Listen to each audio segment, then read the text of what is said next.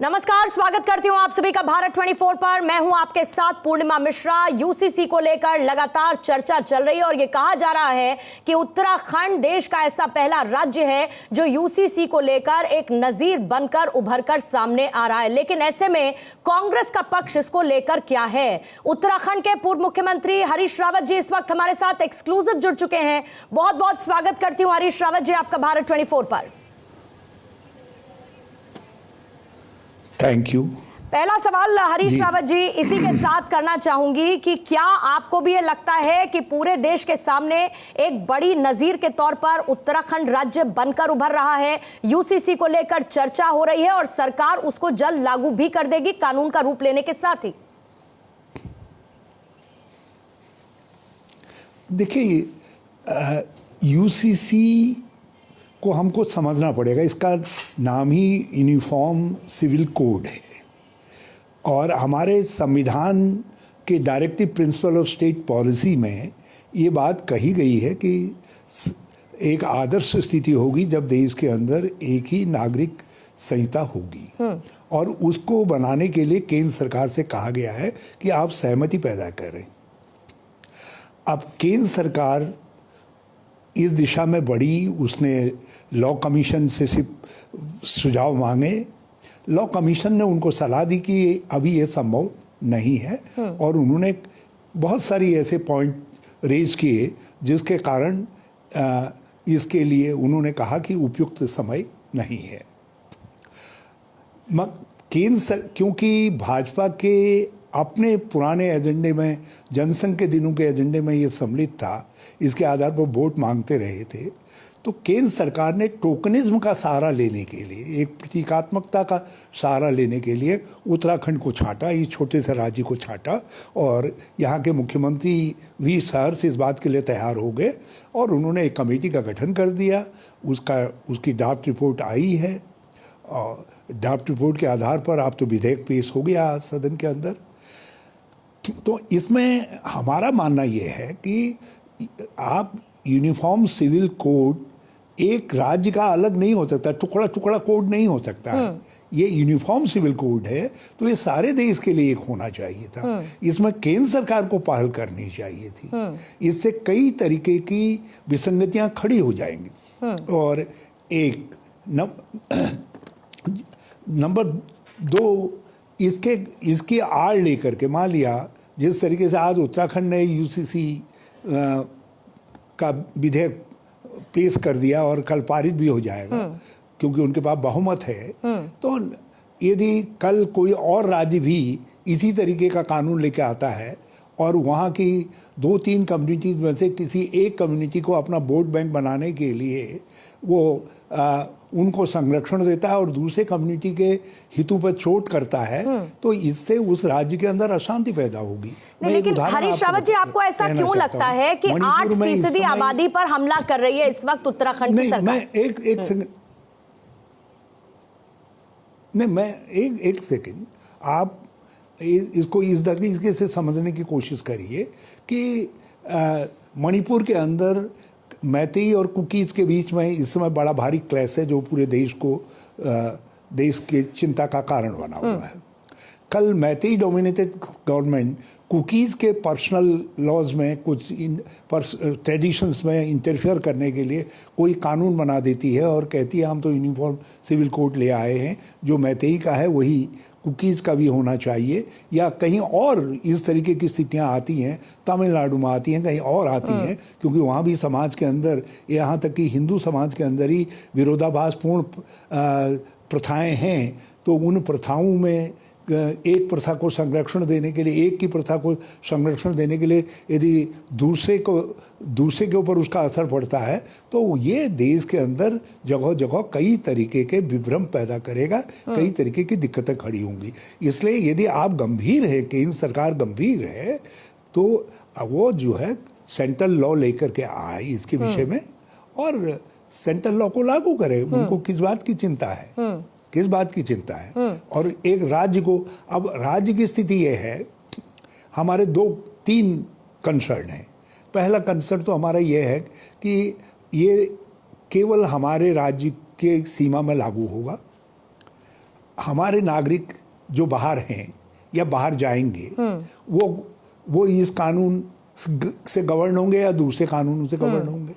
कल हमारे कई नागरिक राज्य के जो मूल निवासी हैं वो बाहर हैं और वहाँ मान लिया वो किसी कोई एक्ट कर रहे हैं और कल वो राज्य में आते हैं उत्तराखंड के अंदर, उत्तराखंड में हमने उसको अपराध की श्रेणी में डाल दिया।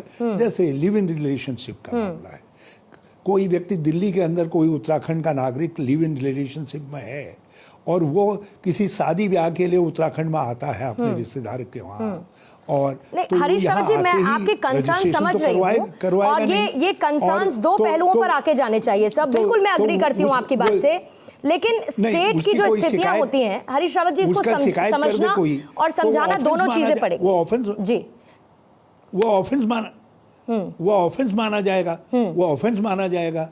तो इसलिए दूसरी चिंता हमारी इस बात की है कि इससे कई विरोधाभासपूर्ण स्थितियां पैदा हो जाएंगी, इसलिए क्योंकि ये दूरगामी असर रखने वाला कानून होगा। तो इसलिए हम चाहते थे कि इसको पढ़ने दिया जाए, पर्याप्त समय दिया जाए और पर्याप्त समय के बाद तब इसका पालन नहीं। लेकिन हरीश रावत जी, आज तो उसकी कॉपी भी दे दी गई, ड्राफ्ट को पढ़ने के लिए समय भी दे दिया गया, लेकिन उसके बाद विधायक हो हल्ला करते हुए विधानसभा में नजर आए। आप रात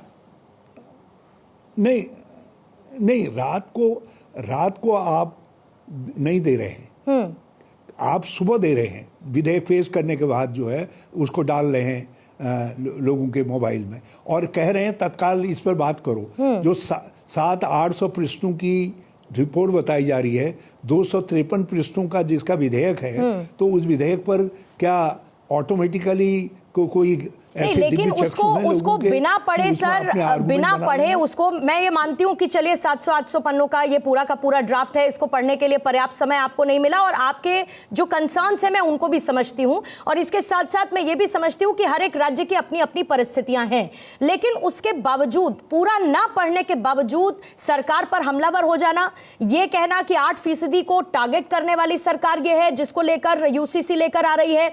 आप ये भी कह रहे हैं कि कहीं ना कहीं इसको पारित कराने के लिए उत्सुक नजर आ रही है, नियमों का पालन नहीं किया जा रहा है। ये सब तो आपने पहले से ही अटैक कर दिया सरकार पर। आपने नहीं इसलिए किया क्योंकि जो बातें बाहर छन करके आ रही हैं, अखबारों में आ रही हैं और इधर उधर उनके नेतागणों के बयानों में आ रही हैं, उनके आधार पर हमने ये बातें कही हैं और फिर कुछ हमारी बात सही भी साबित हुई। आपने नाम यूनिफॉर्म सिविल कोड दिया है और उसको महिलाओं के लिए आप आदर्श बता रहे हैं, लेकिन आपने हमारी जनजातियों को 4% भाई बहनों को लेकिन उसके लिए उन्होंने कहा है कि आने वाले वक्त में अगर संशोधन की जरूरत होगी तो हम संशोधन भी करेंगे। वो आने वाले समय की बात थोड़ी, आज क्या है, आज उसका जवाब देना चाहिए ना। आज जब इतना सोच विचार करके आपने एक रिटायर्ड जस्टिस की अध्यक्षता में कमेटी बनाई है जिसमें बहुत ज़्यादा नामचीन लोगों को रखा है और इतना विशाल विचार विमर्श आप कहते हैं हुआ है, तो ये चीज़ों का ध्यान आपने उस समय क्यों नहीं रखा, सब चीज़ों का। और फिर दूसरी बात यह है कि आप कल आनंद कारज के और उसके नाम पर आपको शायद सिख भाइयों को भी बाहर रखना पड़ेगा, तो फिर केवल एक दूसरे धर्म के लोग रह जाते हैं। क्रिश्चियन भाई भी, क्रिश्चियन और मुस्लिम भाई, तो आप केवल उनके क्योंकि उनके आपने कंसर्न है, क्योंकि वहाँ पर्सनल लॉ क्रिश्चियन में लेकिन हरीश रावत जी, मैं ये चाहती हूँ और क्योंकि आप पुराने पॉलिटिशियन हैं सर, उत्तराखंड की राजनीति को आप इतनी तरीके से समझते हैं सर, मतलब मैं ये चाह रही हूँ कि सर आपकी तरफ से जो बात निकले वो क्लैरिटी के साथ निकले, उसमें कोई कंफ्यूजन क्रिएट करने जैसी बात ना हो। कोई कंफ्यूजन क्रिएट करने की बात नहीं होगी। मैं इसीलिए कह रहा हूं कि फिर एक ही कम्युनिटी रह जाती है जिसका अपना पर्सनल लॉ है, वो है मुस्लिम कम्युनिटी जो शरीयत से गवर्न होती है, जो शरीयत को मानती है। तो आप केवल उन्हीं को तो इसके दायरे में ला रहे हैं कॉमन सिविल कोड के, और किसी को तो ला नहीं रहे हैं। तो आपने क्या उनको सहमत करवा लिया? ये सवाल तो हमको पूछना चाहिए ना। इसीलिए हमने कहा कि केवल आप 8% को क्यों कर रहे हैं? जब 91-92% यहाँ हिंदू भाई हैं, तो हमको उस 8% की चिंता करनी चाहिए।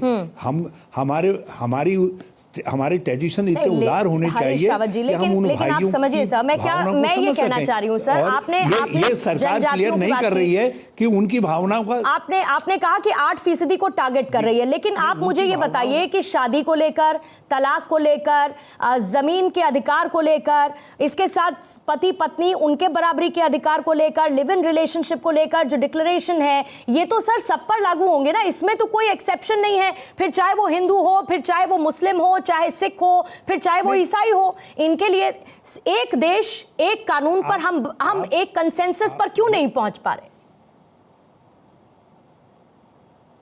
नहीं, मैं इसीलिए मैं कह रहा हूं एक कंसेंसस पर केवल उत्तराखंड में पहुंचने की आवश्यकता क्या है? फिर देश में क्यों नहीं पहुंच रहे हैं? आप देश में पहुंचिए ना। जब इतना ही बढ़िया है तो क्या महिलाओं के अधिकारों के हिमायती श्री मोदी जी नहीं है? क्या श्री अमित शाह जी नहीं है? क्या सिद्ध करना चाहते हैं धामी जी जो हैं कि केवल वही इसके हिमायती हैं? तो एक टोकनिज्म के लिए जो उत्तराखंड को छांटा गया है, तो हमने मेरा यही तो सवाल है कि क्या हम 91% जो बहुसंख्यक हैं यहाँ के, जिनके ऊपर दायित्व है कि अपने अल्पसंख्यकों की भावनाओं का सम्मान करें, क्या उन्होंने उसको रिप्रेजेंट करने वाली सरकार ने क्या अल्पसंख्यक भाइयों से बातचीत कर ली? उनको भी सहमत करवा लिया? लेकिन जितना मैं समझती हूँ हरीश रावत जी, सुझाव मांगे गए, कई सुझाव आए हैं, कमेटी के अपने रिकमेंडेशंस हैं और उसके बाद सुझावों के आधार पर ये ड्राफ्ट एक लेकर आए हैं, लेकिन उसके बावजूद आरोप कांग्रेस पर ये बार बार क्यों लगता है कि कोई भी मुद्दा क्यों ना हो सर, फिर चाहे वो यूनिफॉर्म सिविल कोड का मुद्दा हो, सीएए हो, ज्ञानवापी, कोई भी फैसला 370 से लेकर सरकार लेती है तो उसका विरोध करने के लिए, विरोध की राजनीति के लिए आ खड़ी होती है कांग्रेस। ये आरोप क्यों लगते हैं कांग्रेस पर? नहीं, हम विरोध करने के लिए खड़े नहीं होते हैं। आखिर 370 यदि बुरी है तो 371 जो उसी तरीके के प्रोटेक्शन सारे नॉर्थ ईस्ट के स्टेट्स को देती है, वहाँ के लोगों को देती है, तो 371 कैसे अच्छी है? हमारा उत्तराखंड अपना भू कानून मांग रहा है, हम भी 371 की तरीके की व्यवस्था मांग रहे हैं, तो क्यों हमारे लिए क्यों वो अच्छी होगी? यदि देखिए, मैं यही कह रहा हूँ कि आप अलग अलग नज़र से नहीं देख सकते, सबको एक नज़र से देखना पड़ेगा।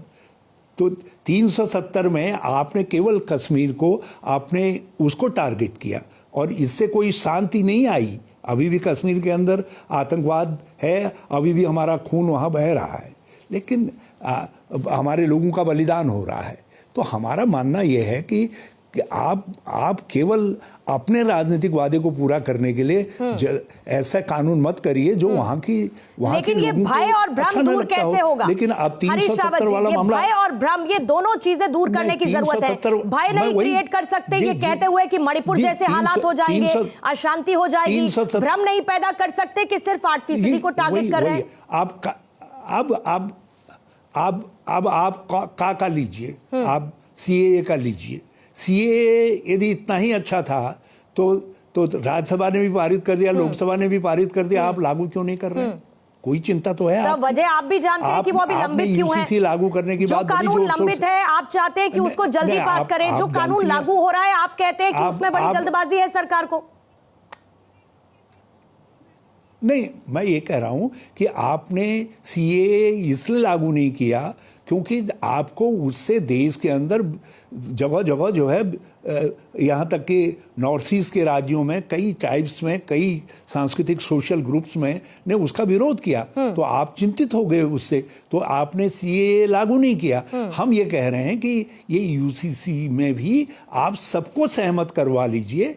आप उत्तराखंड में भी कर रहे हैं तो उत्तराखंड के मुख्यमंत्री का दायित्व है, जिनके पर्सनल लॉ में इसके बाद असर पड़ सकता है, जिनके पर्सनल लॉ बाधित हो सकते हैं, उनसे जरा सा बातचीत कर लीजिए, उनसे कह दीजिए। एक अंतिम सवाल के साथ सर आपको धन्यवाद कहूंगी मैं, और अंतिम सवाल मेरा आपसे ये है कि आप या कांग्रेस कुल मिलाकर यूसीसी के खिलाफ है या धामी सरकार जो यूसीसी लेकर देश का प्रथम राज्य आजादी के बाद बनकर आ रहा है, उस सरकार के खिलाफ है, उस जल्दबाजी के खिलाफ है, या फिर आपके साथ किए गए संवाद जो नहीं किया गया उसको लेकर आप इसके खिलाफ हैं? देखिए, मैं बहुत स्पष्ट कर दूं, जिस समय जनसंघ या भारतीय जनता पार्टी का जन्म भी नहीं हुआ था, उस समय हमारे फोर फादर्स ने संविधान के अंदर जो है directive principle of state policy के रूप में इसका समावेश करवाया। यूनिफॉर्म सिविल कोड बनाने का दायित्व तो केंद्र सरकार को सौंपा। नेहरू और अंबेडकर इसके बहुत जबरदस्त हिमायती थे, नंबर 1। नंबर 2, इंदिरा जी ने 1971 में हमारे अहमदाबाद अधिवेशन के अंदर कांग्रेस जनों से कहा कि आप देश के अंदर यूनिफॉर्म सिविल कोड को लागू करने के लिए वातावरण बनाने का काम करिए, समान नागरिक संहिता के लिए काम करिए, उसके लिए वातावरण बनाने का काम करिए, लोगों में सहमति पैदा करने का काम करिए। नंबर 2।